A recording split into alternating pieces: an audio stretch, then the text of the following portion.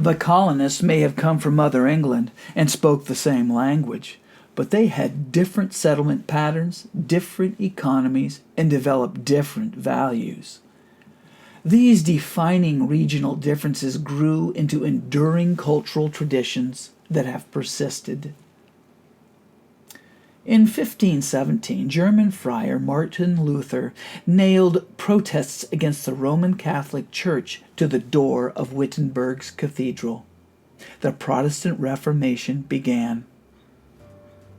John Calvin elaborated Luther's ideas, and Calvinism became the dominant theological thought of the New England Puritans, as well as others, including Scottish Presbyterians, French Huguenots, and Dutch Reformed Church members. With Calvinism, God is all-powerful and all-good. Humans have corrupt hearts and are weak and wicked. God is also all-knowing and therefore knows who is going to heaven and who is going to hell. And God has always known this. The elect are destined to eternal bliss in heaven, and all others are destined for eternal torment in hell. This is called predestination. Calvinists looked for outward signs of the elect. They looked for signs of conversion, the receipt of God's gift of saving grace.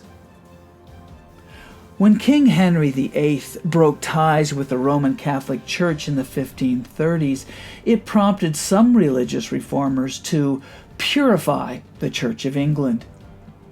Puritans grew unhappy with the slow pace of reforms and wanted more extreme changes.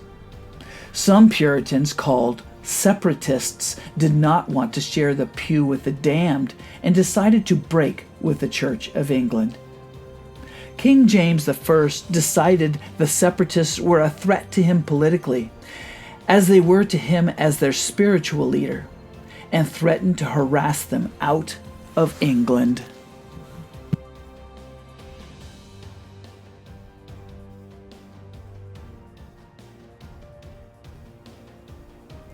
The most famous of the separatists were those that set sail for Holland to escape persecution in 1608. They spent 12 years there working in poverty while they grew concerned about the influence of Dutch culture on their children. They didn't want their children Dutchified. A group of these separatists, known as the Pilgrims, made a deal with the Virginia Company to settle in their colony in America. In 1620, they set sail for 65 days aboard the Mayflower and missed their destination and landed instead in New England. Less than half of the 102 on board the Mayflower were separatists. The most prominent of the non-believers was Captain Miles Standish, nicknamed Captain Shrimp because of his small stature. The Mayflower Compact was drawn up and signed by the Pilgrim leaders as a simple agreement to form a government subject to the will of the people. From 1620 to 1621, only 44 out of 102 survived. In the fall of 1621, we see good harvests, and they were able to celebrate the first Thanksgiving Day. The New England colony's economy was built on fur, fish, and lumber.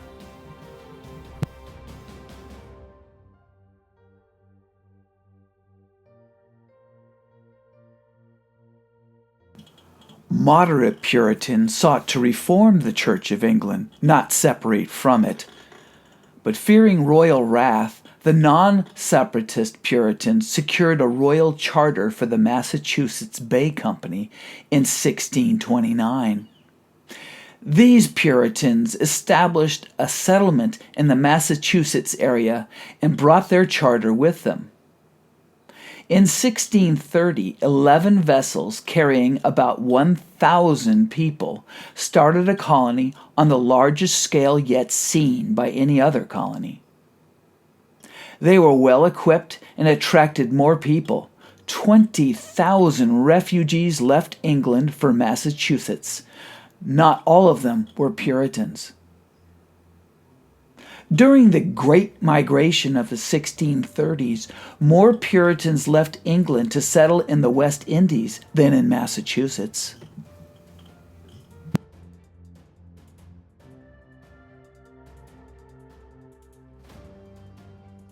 Many prosperous and well-educated people immigrated to the Bay Colony, like John Winthrop, who became the colony's first governor. Under his leadership, the colony prospered in fur trading, fishing, and shipbuilding.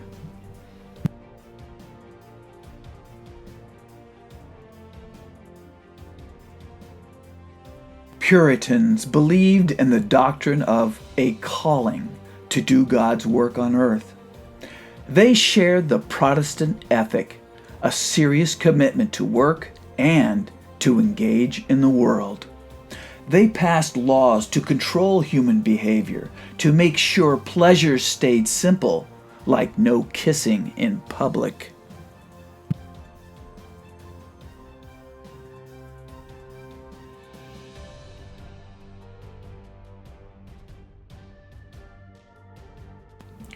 Democracy was not universally regarded as the best way to govern.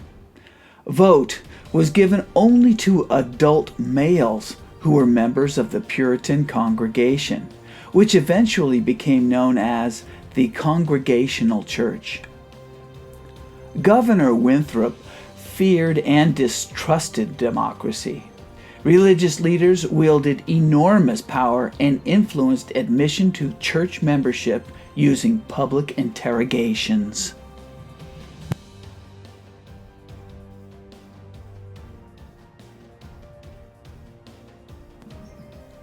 The Bay Colony enjoyed a high degree of social harmony, but dissent was not tolerated. Quakers who spoke out were persecuted with fines, public beatings, and banishment.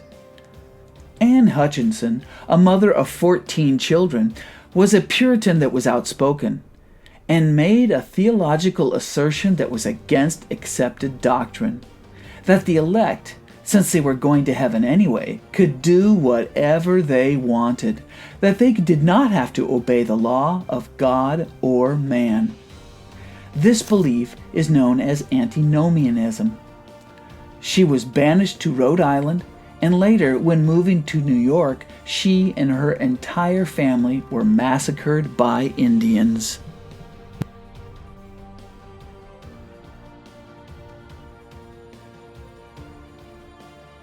Roger Williams was a popular Salem minister with an unrestrained tongue. He was an extreme separatist who pushed for a break with the Church of England. He condemned the Bay Colony's charter because fair compensation was never given to the Indians for their land. He denied civil authority to regulate religious behavior. He was supposed to be banished to England, but Indians helped him flee to Rhode Island instead. Roger Williams built the first Baptist church in America, where he established complete freedom of religion, even for Jews and Roman Catholics. Rhode Island became the most liberal of all the English colonies. All males could vote, although narrowed by property requirements later.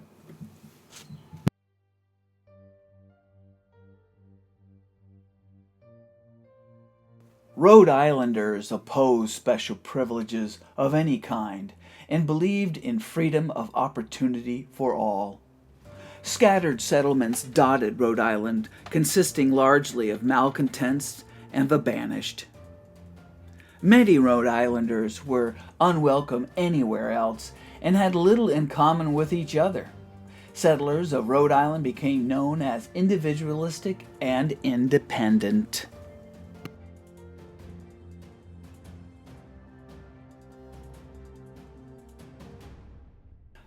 Dutch and English settled along the valley of the Connecticut River, and in 1635 Hartford was founded. They adopted a type of modern constitution called the Fundamental Orders in 1639.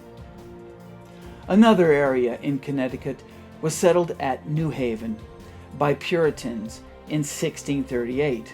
Although they were squatters, they set up a thriving seaport. After falling into disfavor by Charles II, New Haven was merged with settlements in the Connecticut Valley. Maine, far to the north, was settled by fishermen and fur traders who had been active even before Plymouth was founded. Sir Ferdinando Gorges attempted to colonize this area but failed. It was sold to the Massachusetts Bay Colony by Gorges' heirs in 1677. New Hampshire also attracted fishermen and traders and was absorbed in 1641 by the Bay Colony. The king grew annoyed by the grasping Massachusetts Bay Colony and separated New Hampshire from it and made New Hampshire a royal colony in 1679.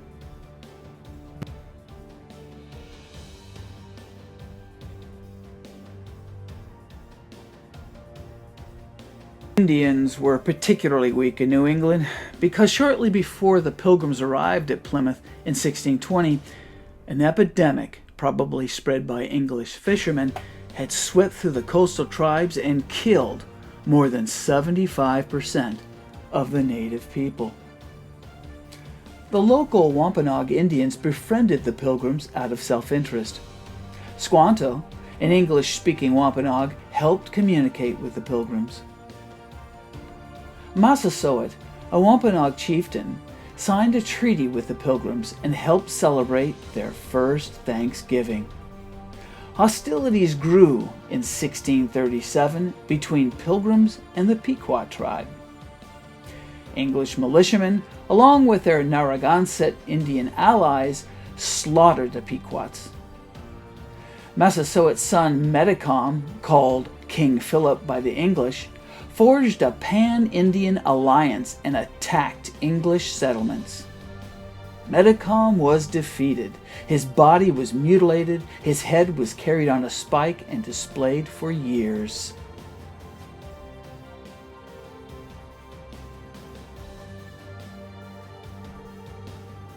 While England was in the midst of civil war in 1643, 4 New England colonies banded together to form the New England Confederation. Its purpose was to defend against foes or potential foes. It consisted of the 2 Massachusetts colonies, the Bay and the Plymouth colonies, and the 2 Connecticut colonies, New Haven and the scattered valley settlements. Rhode Island and Maine were excluded because they harbored undesirable characters.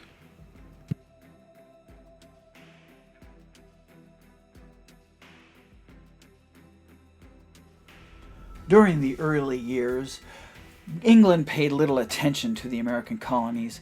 They were allowed to become semi-autonomous commonwealths. This era of benign neglect was extended with political upheaval in England as the monarchy and parliament struggled for control in the 1640s. But when King Charles II was restored to the throne in 1660, royalists were firmly in control, and Puritan hopes of ever purifying the Church of England began to fade. The king was determined to take control of his North American colonies.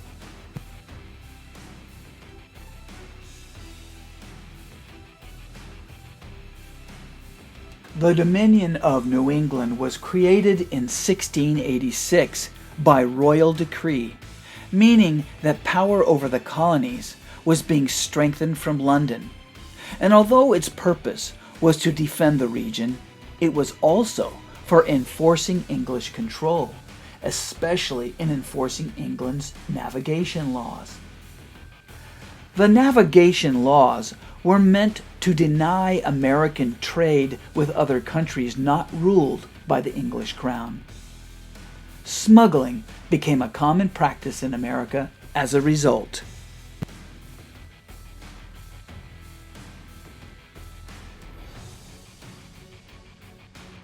Sir Edmund Andros's efforts to tightly control the New England colonies resulted in much resentment. They had been used to a lot of liberty during the long period of benign neglect and were on the verge of revolt. Back in England, they did revolt when in 1688 through 1689 they had the Glorious Revolution or Bloodless Revolution. Catholic King James II was dethroned and Protestant rulers from the Netherlands were enthroned. William II and his English wife, Mary II, who was James II's daughter.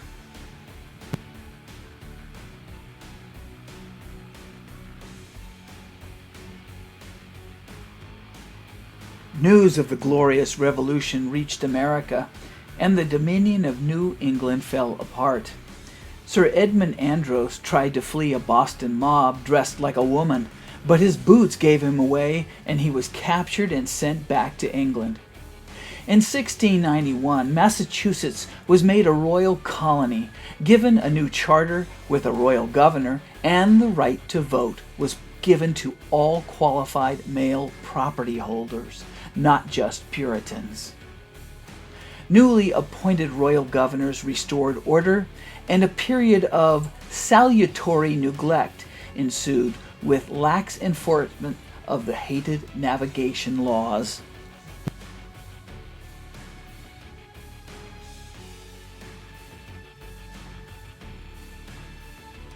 Netherlands rebelled against Catholic Spain late in the 16th century and gained its independence.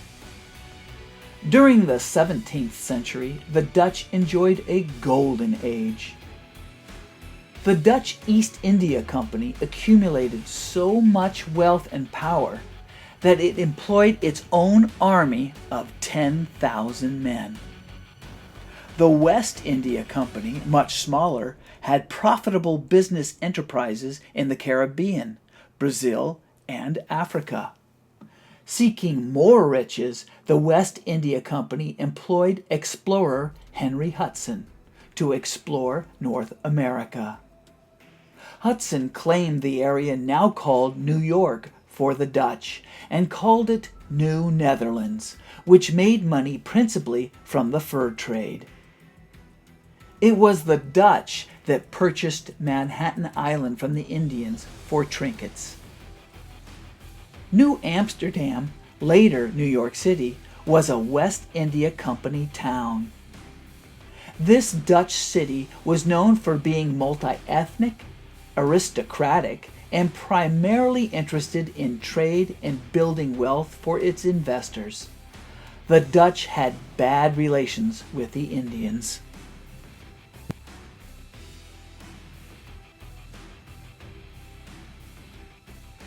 New Amsterdam was a picturesque Dutch colony with vast feudal estates along the Hudson River. These patroonships were granted to promoters who agreed to settle at least 50 people on them.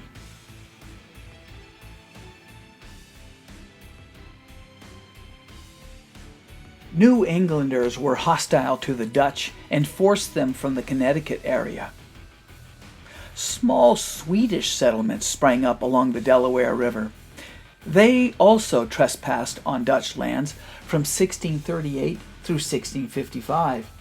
The Dutch took over and absorbed them.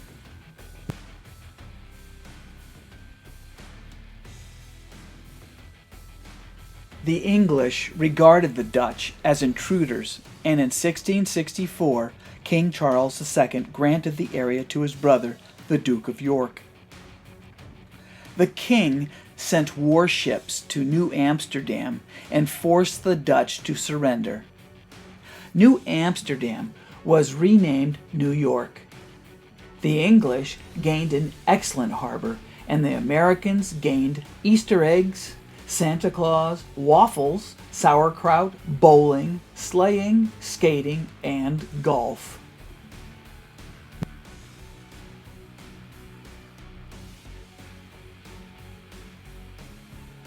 The Religious Society of Friends, better known as Quakers, were a group of dissenters who refused to take oaths or support the Church of England with taxes. The king was suspicious of Quakers because they refused to show their loyalty to the crown. William Penn, born into a wealthy family, became a Quaker at the age of 16. In 1681, Penn was able to secure an immense land grant from the king to settle a debt owed to his late father by the crown. The king called the area Pennsylvania.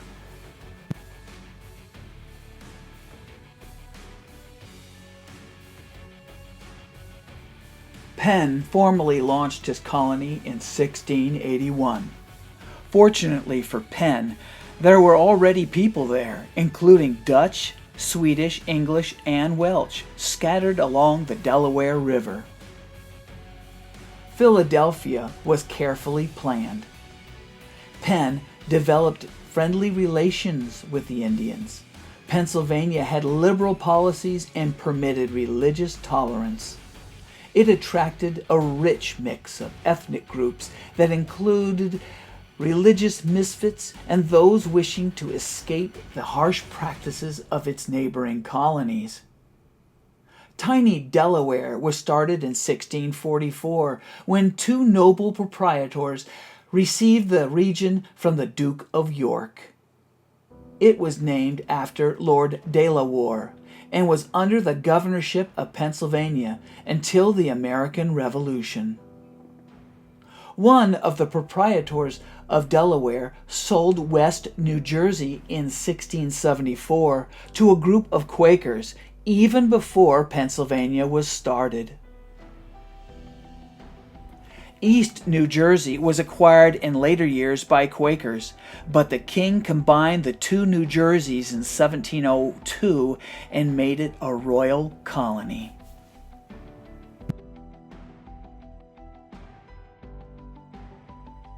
The middle colonies of New York, New Jersey, Delaware, and Pennsylvania enjoyed certain features in common. In general, the soil was fertile and the expanse of land was broad, unlike rocky New England. Pennsylvania, New York, and New Jersey came to be known as the bread colonies by virtue of their heavy exports of grain. Rivers also played a key role. They were broad and slow and helped tap the fur trade of the interior. The rivers had few cascading waterfalls, unlike New England's, and therefore presented little inducement to milling or manufacturing with water wheel power. The middle colonies in many respects was midway between New England and the Southern Plantation Group. Except in aristocratic New York, the land holdings were generally intermediate in size and smaller than in the plantation South, but larger than in the small farm New England. Local government lay somewhere between the personalized town meeting of New England and the diffused county government of the South. There were fewer industries in the middle colonies than in New England, and more than in the South.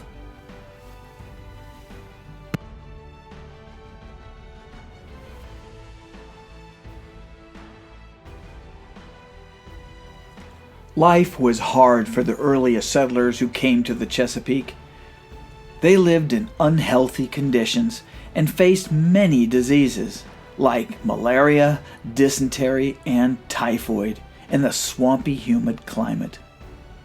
Most of the immigrants were young men who competed for extremely scarce women who were outnumbered 6-1.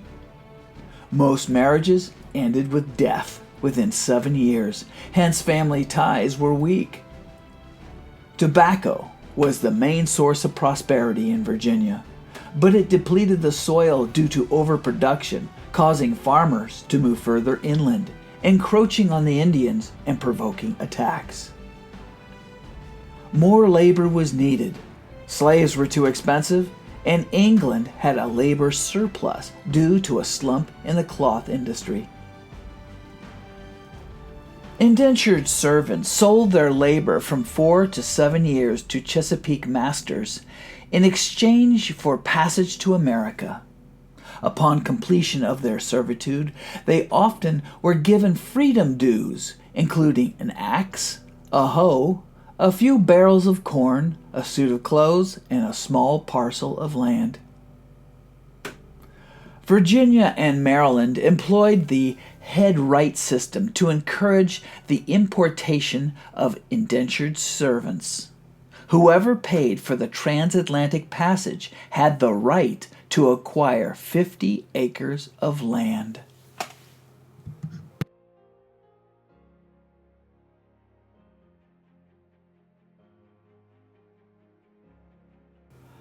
Bacon's rebellion was an armed rebellion in 1676 by Virginia settlers led by Nathaniel Bacon against the rule of Governor William Berkeley.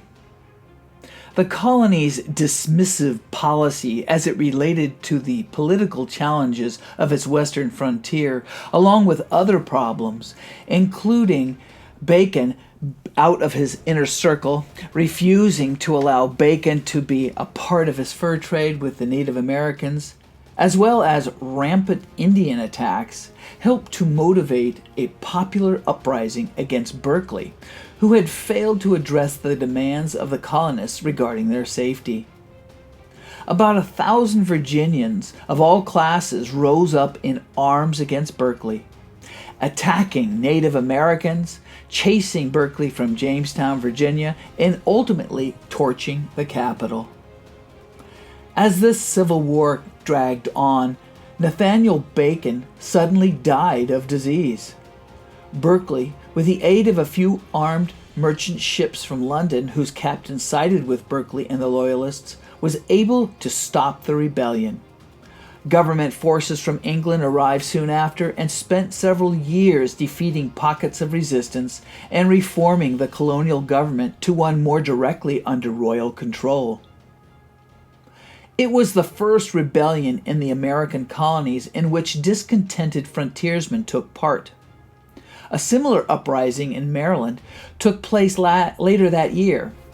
Although the rebellion was put down, class tensions remained between the ruling aristocrats and the less fortunate laborer class. The result was that the large plantation owners now looked for labor from African slaves, who were initially more expensive but could be more easily controlled.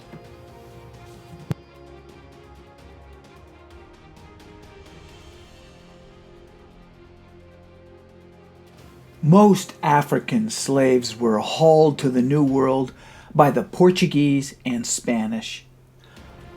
Of the 10 million Africans that came to the New World, only about 400,000 ended up in North America. Most of the early imported African slaves arrived after 1700. In the 1680s, rising wages in England shrank the pool of the very poor, so black slaves began to outnumber indentured servants. The Royal African Company lost its crown-granted monopoly on carrying slaves to the colonies in 1698. The result was more competition to import slaves, and more slaves to the English colonies. Most slaves came from the west of Africa and were branded and chained. The death rate reached 20%. The legal difference between servants and slaves had been unclear. So the slave codes were enacted. They were laws to define slavery.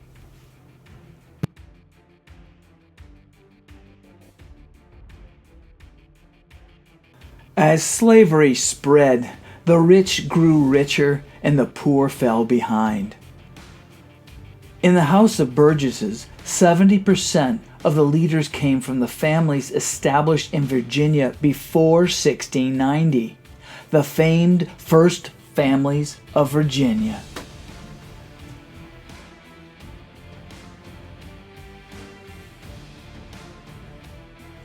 The New England climate was much more healthy than in the South. New England enjoyed clean water and cool temperatures that added 10 years to the life expectancy of the colonists there. Whole families tended to migrate to New England. The population rose steadily due to the fertile population. Typically, a woman married by the early 20s and had, on average, a baby every 2 years until menopause. A married woman could expect 10 pregnancies and raise 8 children. Families were stable as a result of healthy conditions and long life expectancies. Women tended to have more rights in the South because they outlived their husbands, as opposed to New England, where women had to give up their property rights when they married. Women were considered the weaker sex and subject to men.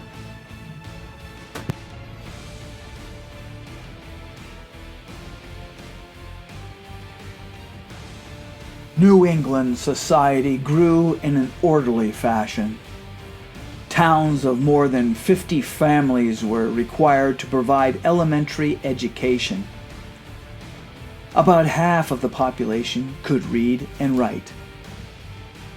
New England's Puritan roots contributed to the New England conscience, which was concerned with moral health. Puritans had their own churches, which are called the Congregational Church. There they practiced town meeting style democracy.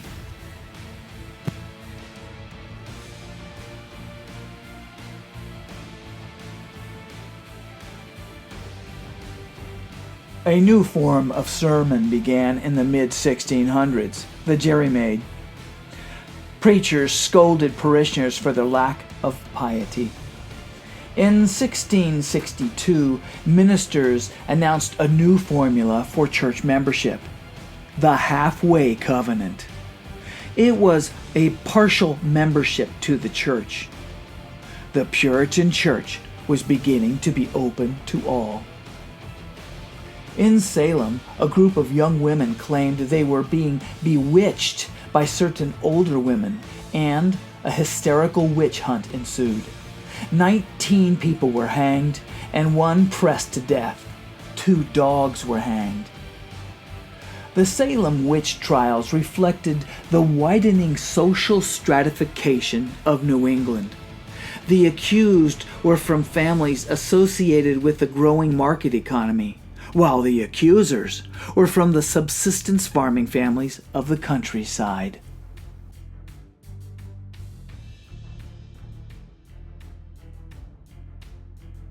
The rocky, infertile soil of New England shaped the character of the settlers there. New Englanders tended to be hard-working and frugal. Summers were hot and the winters very cold. The climate, therefore, encouraged diversified agriculture and industry. New Englanders cleared forests and introduced livestock like pigs, horses, sheep, and cattle from Europe. They used the dense forests to help build ships for commerce and fishing.